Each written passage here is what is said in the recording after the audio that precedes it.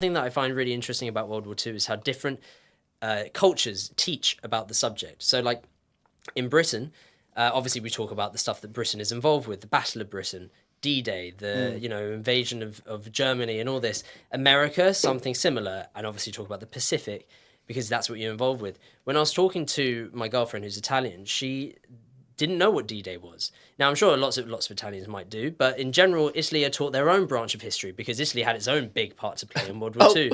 Did they? Mussolini and all that bullshit. I mean, tell me, Joe, was maybe it a good sound I'm not history? jumping into Mussolini now, man. That's another fucking video. Everyone's taught their own thing, and I think one thing that is forgotten, or at least not understood maybe particularly well in Western culture in general, is just how insanely crucial the Soviet and German, the Eastern Front as it's called, how incredibly crucial that is to shaping everything in the world we live in today.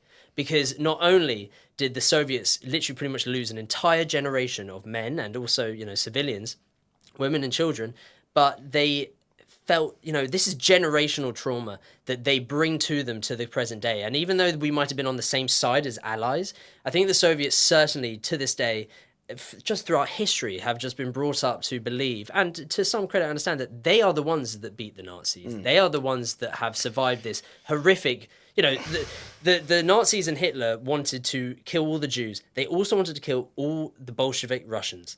So, for them, this was a war of survival. For them, this was Holocaust. literally their Holocaust. If they don't survive Stalingrad and the next few battles, then they might lose every single Russian. That was how they felt.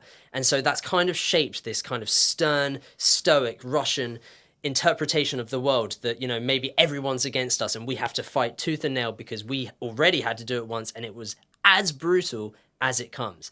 And I think that's sometimes forgotten because in schools, we don't learn about Stalingrad. No. We don't learn about the Eastern Front at all, pretty much. No. I'm not saying that it's a good thing or a bad thing that they have this point of view. I'm just saying if you want to have an insight, especially into current politics and things that's happening right now with Russia, I'm not saying if anything's good or bad. I'm just saying this battle itself and the whole concept of Russia in World War II gives huge insight into their point of view from then until now, and there's simply no denying it. And the more you notice that, the more you realize why the Soviets and then the Russians believe and think the way they are. And like I say, there's no good or bad to it. That's just how things are, and you have to, I think, accept that.